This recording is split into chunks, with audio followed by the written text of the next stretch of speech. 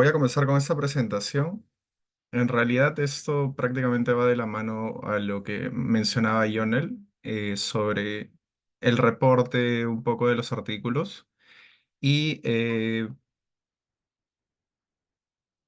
hoy vamos a hablar un poco sobre la descripción de las guías de reporte, que son herramientas útiles cuando uno va a realizar alguna investigación.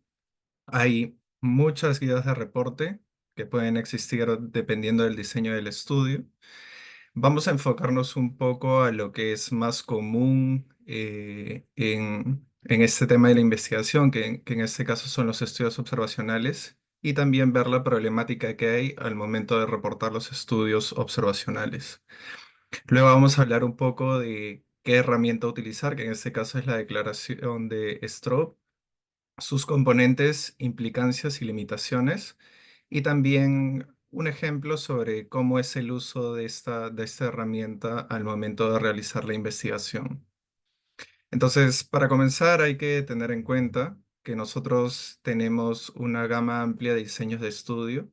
Tenemos desde estudios de intervención, que pueden ser ensayos clínicos aleatorizados como no aleatorizados, incluso estudios cuasi experimentales.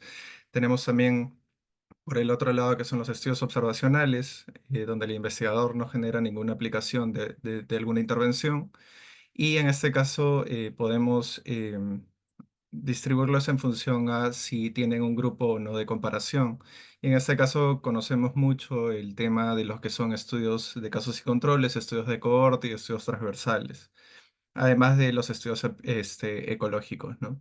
Pero también, aparte de este diseño que es bastante conocido, o bueno, los diseños que son bastante conocidos, también tenemos otros como son las revisiones sistemáticas, las revisiones narrativas, estudios cualitativos, estudios bibliométricos, entre otros, ¿no? Pero algo bastante importante aquí, más allá de qué tipo de estudio es cómo realizar un adecuado reporte de cada uno de estos diseños de estudio, ¿no? El hecho de tener un reporte adecuado va a ayudar mucho a la investigación y a las posibles implicancias que tengan los resultados en la práctica. Entonces, para comenzar, vamos a hablar un poco de qué es una guía de reporte.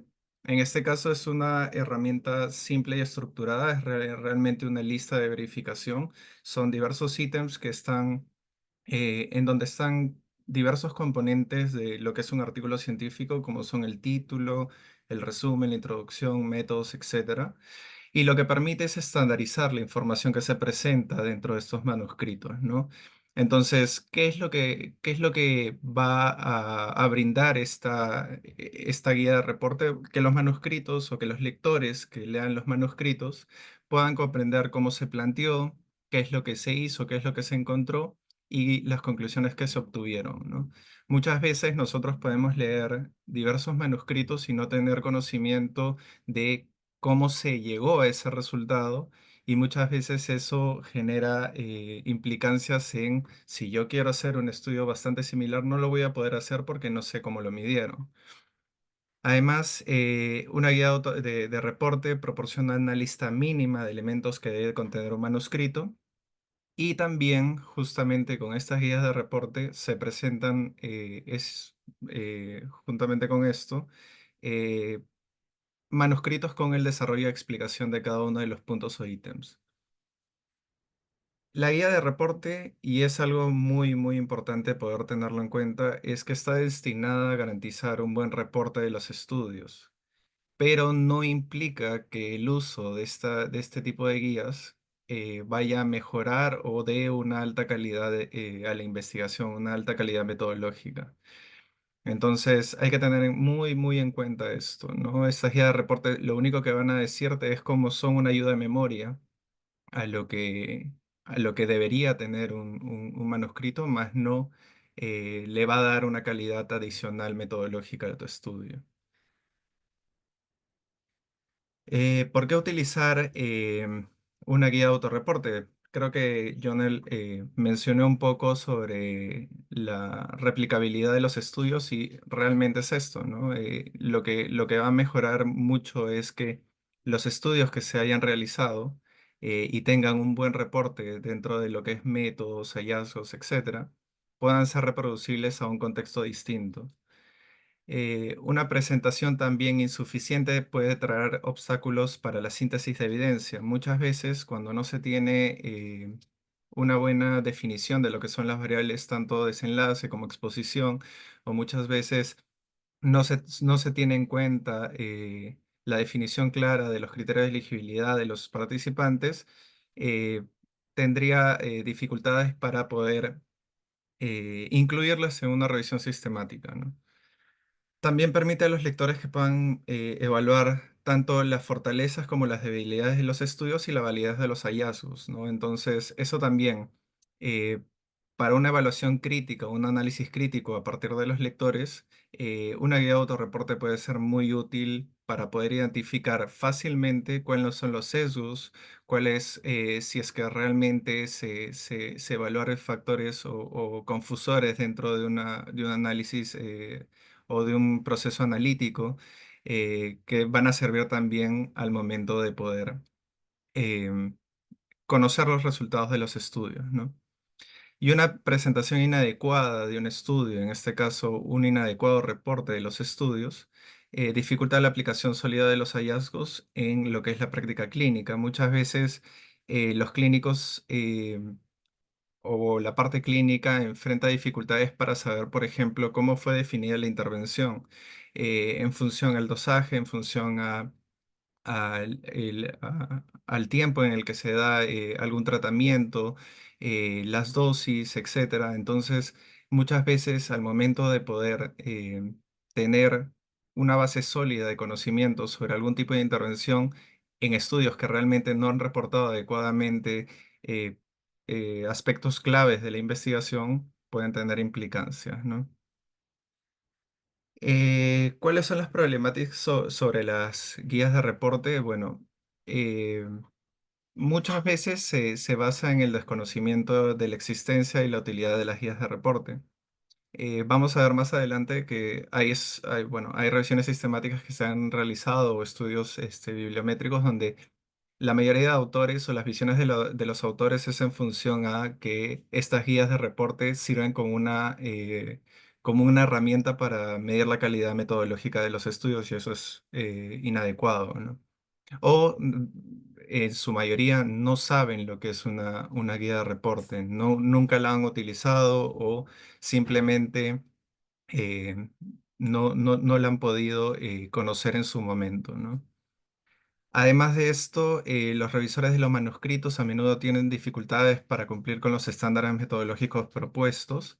Esto incluye que durante el proceso de revisión por pares que se realiza dentro de un proceso editorial de alguna revista, el hecho de que un artículo no haya seguido una guía de reporte genera un poco de complicaciones al momento de decir, mira, estos son los sesgos, se cumplió con esto, de repente con los criterios de selección de los participantes o el estudio no tuvo en cuenta las limitaciones que tiene per se por ser un estudio, por ejemplo, transversal. Entonces, todas estas, toda- todos estos aspectos que tendría que tener el manuscrito o criterios mínimos que tendría que tener el manuscrito, a veces son difícilmente identificables cuando no se tiene en cuenta una guía de reporte al momento de realizar una investigación. Y otro aspecto es que muchas revistas no exigen que se incluya la lista de verificación de la guía de reporte junto con el manuscrito. Muchas revistas lo que hacen es decirte, mira, Tú, tu estudio, si es un estudio observacional, sea un estudio de cohorte, un estudio transversal, un estudio de casos y controles, debería seguir esta guía, pero no hay una exigencia per se hacia que puedas enviar junto con tu manuscrito la guía de autorreporte correctamente llenada, ¿no? Y muchas veces esa es la limitante que existe en múltiples revistas. Hay diversos tipos de guías de reporte y estos están en función, creo que lo dije en una diapositiva, una de las primeras diapositivas, están en función al tipo de diseño de estudio, ¿no? Los más conocidos y creo que los primeros desde 1990 son la guía de reporte Consort y la guía de reporte Prisma. La Consort es para ensayos clínicos aleatorizados y Prisma para revisiones sistemáticas. Creo que es algo muy conocido y incluso Consort y Prisma son requisitos siempre cuando uno va a hacer una revisión sistemática o un ensayo clínico aleatorizado. Creo que la mayoría de revistas lo realizan, o sea, lo exigen como parte de la realización de un manuscrito.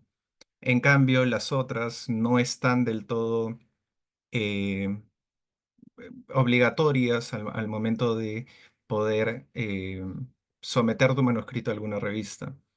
Luego de este consorte y prisma, bueno, se realizaron para diversos tipos de diseños de estudio y en este caso Strobe, que es para estudios observacionales y es el foco de esta presentación. ¿Dónde podemos encontrar estas guías de reporte? Las guías que les mencioné en la diapositiva anterior.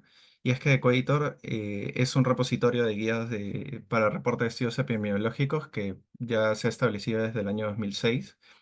Esta contiene aproximadamente 630 guías de reporte para diferentes tipos de diseños de estudio y también guías de reporte que están en desarrollo.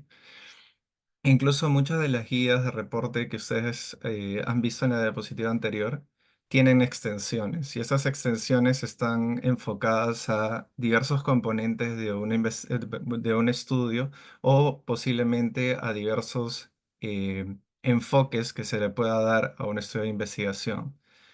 Equator tiene centros en el Reino Unido, Francia, Canadá, Australia y China. Y bueno, dejo el enlace web para que puedan ingresar también si es que hasta ahora no lo conocen o si es que hasta ahora no lo han podido explorar. Algo interesante que también es en Equator es que hay guías de reporte en español. No solamente están en inglés, siendo el idioma universal el inglés, la mayoría de guías está en este idioma, pero también hay otras traducidas al español. Y dentro de esas guías traducidas al español está Consort, Prisma y Strobe, que son las guías, entre comillas, más antiguas dentro de lo que es, o las más utilizadas dentro de lo que es la investigación científica y que van a servir también para personas que tal vez no están muy familiarizadas con el idioma inglés, puedan también entender un poco más sobre qué componentes evalúa Strobe, evalúa Prisma o evalúa Consort. Les dejo también el enlace web donde van a poder encontrar todo esto de las guías de reporte. Además de las guías de reporte, también tenemos algunos artículos explicativos, es decir, nosotros tenemos guías de reporte y además de esto tenemos documentos adicionales que te explican cada uno de los ítems que tiene estas guías de reporte para un correcto llenado. Y lo explican de una forma que te dan tanto una explicación metodológica, es decir, debes incluir este aspecto dentro de lo que son métodos o este otro dentro de lo que son sesgos y también te brindan un ejemplo de cómo deberías tú incluir todo esto, ¿no? Entonces, es importante también tener en cuenta esto al momento de poder utilizar estas guías de reporte dentro de lo que es la realización de un manuscrito. Eh, Otros documentos útiles, en este caso, justamente yo he colocado en esta diapositiva lo que es los documentos explicativos o los manuscritos explicativos con la explicación y ejemplos de lo que es las revisiones sistemáticas y de la guía CAIR, pero también dejo algunos enlaces web para otras guías de reporte como son Consort, Strobe, etcétera, ¿no? Entonces hay que tener en cuenta esto para poder determinar un correcto llenado de estas guías de reporte y que la investigación también tenga un adecuado reporte de los ítems que se están queriendo incluir.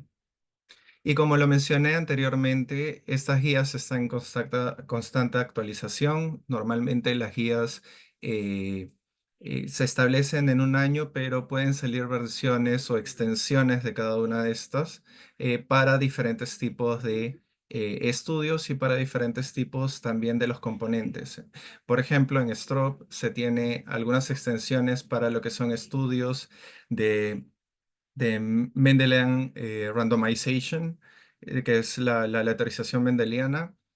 También hay para estudios moleculares, etcétera. Entonces, Tenemos una serie, o bueno, tenemos una constante actualización de estas guías en función al tipo de estudio y también al tipo de componente que puedan contener este tipo de estudios epidemiológicos.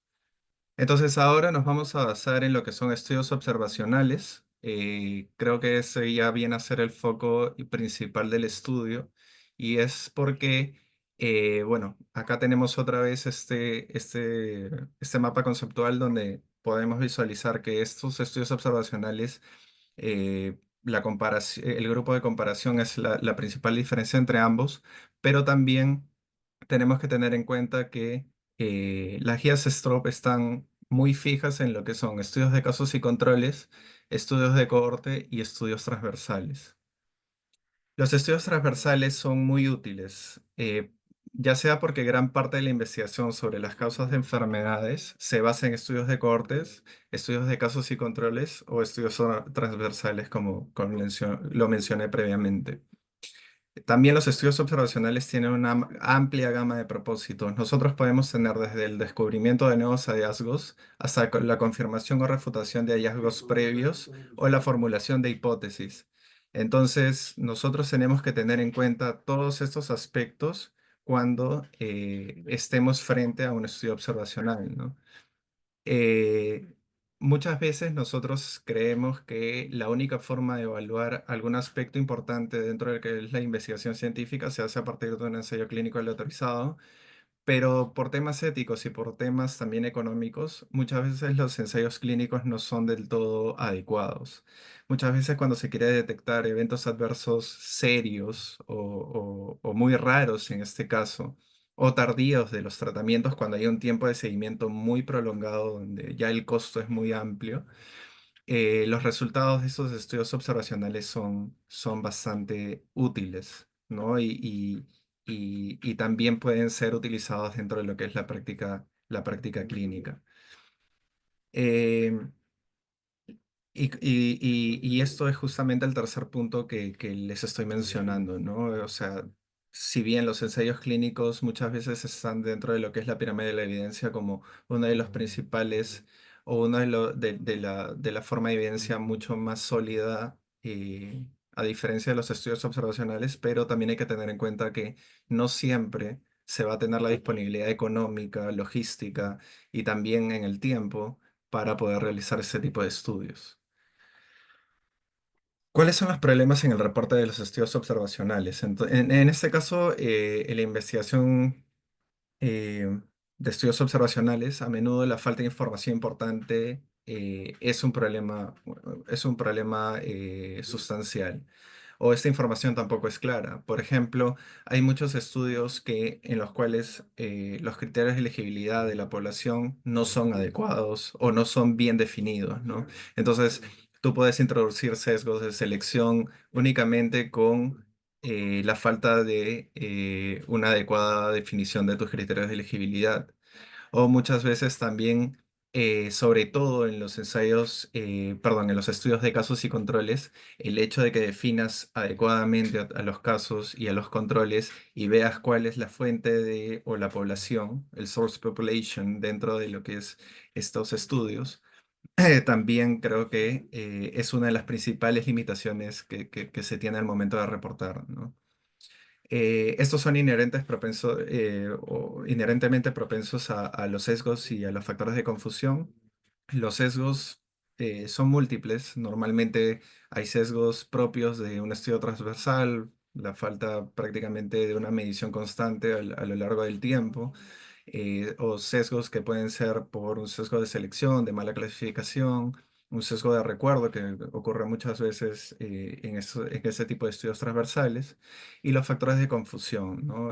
Creo que la confusión aquí es un ítem bastante importante al momento de poder reportar tú los resultados, porque una asociación puede variar si es que uno incluye o no un factor de confusión o factores de confusión importantes, ¿no? Entonces, creo que estos puntos deben ser bastante considerados o muy considerados dentro de lo que es la investigación en un estudio observacional.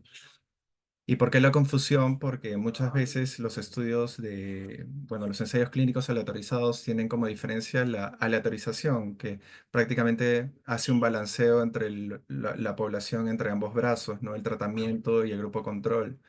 Y eso genera también que la confusión residual, que son confusores que no han sido medidos, puedan también ser balanceados dentro de lo que es el diseño del estudio, lo que no ocurre con un estudio observacional. Por eso es tan importante el hecho de establecer bien los sesgos de tu estudio y la confusión.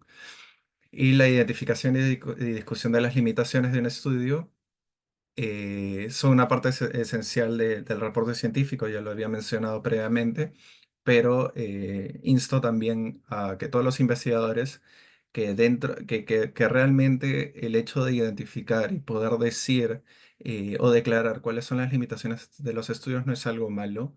Todos los estudios tienen algún tipo de limitación y siempre deben ser declarados. ¿Por qué? Porque muchas veces nuestros resultados tienden a ser interpretados inadecuadamente si no se tienen o no se han declarado adecuadamente las limitaciones. Muchas veces se puede tener un tratamiento muy innovador o una intervención muy innovadora, pero si el estudio no ha declarado adecuadamente sus limitaciones o no se han tomado en cuenta estas, tal vez el estudio, los resultados sean sesgados y una vez que se hayan determinado para aplicarse en la práctica clínica, tal vez en este caso sea inadecuado. Ahora, STROB es una iniciativa que empezó a establecerse durante el año 2004. Se hizo reuniones en el Reino Unido y, bueno, entre investigadores, parte de también editoriales o revistas, eh, ya dentro de un círculo bastante cerrado, y creo que eso es una de las limitaciones que tuvo Strobe durante ese tiempo. Y la guía fue publicada en el año 2007, acompañada ya de un documento, como lo mencioné anteriormente, de explicación y elaboración, ¿no? En este documento también se tienen en cuenta muchos ejemplos. Voy a dar como un ejemplo de uno de los ítems para que tengan en cuenta cómo se presenta la información dentro de este manuscrito de explicación y elaboración. Doctor Laura, Entonces, disculpe, tienes 5 minutos. ok. Entonces, esta es una lista de verificación. Está establecida para tres tipos de diseño: estudios de cohorte, casos y controles y transversales. Y lo que se menciona es que normalmente la intención es únicamente proporcionar orientación sobre cómo reportar adecuadamente la investigación, pero no para determinar que sea o genere una calidad metodológica dentro del estudio, ¿no? Dentro de los componentes son 22 elementos que tiene Strobe. Cada uno está regido por algún componente de lo que es la investigación científica, y también está en base a otra información que es el financiamiento, que es el IRSTEM 22, ¿no? Hay 18 elementos que tienen en común los tres diseños de estudio, pero cuatro son específicos a que sea un estudio de casos y controles, cohorte o un estudio transversal, ¿no? Y esos son los ítems 6, 12, 14 y 15, ¿no? Y esto está en función muchas veces a que definas adecuadamente cuál es tu grupo expuesto, no expuesto, en el caso de un estudio transversal o un estudio de cohorte, o cuáles son tus casos y cuáles son tus controles en el caso de lo que son estudios de casos y controles. También hay presentación de lo que es la confusión dentro de estos ítems, los ítems 7, 12, 14A, 16, 9 y 19. Los cuatro primeros son ítems específicos donde se tiene que eh, declarar adecuadamente cómo fueron medidos y si no fueron medidos esos confusores, los métodos utilizados para controlar la confusión, entre otros aspectos que son bastante importantes. Incluso el ítem 9 y 19, que son un poco más generales, tienden a describir las posibles fuentes de sesgos y a discutir un poco las limitaciones del estudio. Algo rápido nada más, las implicancias y limitaciones es que ayuda mucho a autores, editores, revisores y lectores. La guía Strobe se limita a tres diseños. No necesariamente es una guía rígida, no necesariamente tienes que cumplir el orden específico que te da, sino que también depende de las preferencias del autor. De repente no lo haces en un orden específico, sino que planteas un propio orden y muchas veces también puede estar establecido por la revista, ¿no? Esto también ayuda a que la confusión, el sesgo y la generalización de los resultados puedan ser más transparentes. Hay estudios previos que se han hecho, y creo que lo comenté anteriormente, es que muchas veces ya con la publicación de Stroop se han generado confusión, se han evaluado estudios que ven las visiones de los autores al momento de utilizar Stroop. Entonces, todavía hay muchas limitaciones con esto. Hay muchos autores que todavía no saben utilizarlo o no lo han utilizado nunca o no han escuchado de él. Entonces creo que esto parte mucho sobre la importancia de la guía Stroop para la realización de un estudio observacional, ¿no? Entonces, hay muchas opiniones al respecto, muchas veces mencionan que es rígida, otras que es algo obligatorio, que es muy demandante de tiempo o los ítems son muy específicos para una investigación cuando realmente la investigación es única porque explora una pregunta de investigación específica, pero son algunas de las limitaciones que se han encontrado en la evidencia. Ya para terminar. El uso de esta guía pueden encontrarla en la página web de Equator, donde está aquí el ítem de Stroop. Dan clic ahí, les va a salir el checklist tanto para el strobe general como para el strobe para cada uno de los diseños de estudio, tanto cohortes, casos y controles y transversales. Y una vez que lo hayan descargado, uno puede ya comenzar a poder realizar el llenado, ¿no? Y ya como se han dado cuenta, cada componente es una sección del manuscrito y lo que recomienda cada una de las guías. Pero muchas veces esto es un poco difícil de poder interpretarlo, entonces justamente en estos manuscritos adicionales donde está la explicación y elaboración de las guías, te dan una explicación clara de cada uno de los ítems. Por ejemplo, este ítem que lo tomé como ejemplo es de sesgos y te dice más o menos qué es lo que tienes tú que incluir o qué no debes de incluir dentro de lo que es el ítem 9. Y también te da algunos ejemplos que puedes tú considerar al momento de redactar la parte de, en este caso, sesgos, materiales y métodos, etcétera. Entonces, es muy explicativo, no necesario, pero lo que sí quiero resaltar es que demanda un poco más de tiempo. Y muchas veces no se tiene conocimiento de cuándo utilizar una guía Stroop y cuándo sí. Entonces, muchas veces este tipo de, de, de guía se debe utilizar antes de realizar alguna investigación.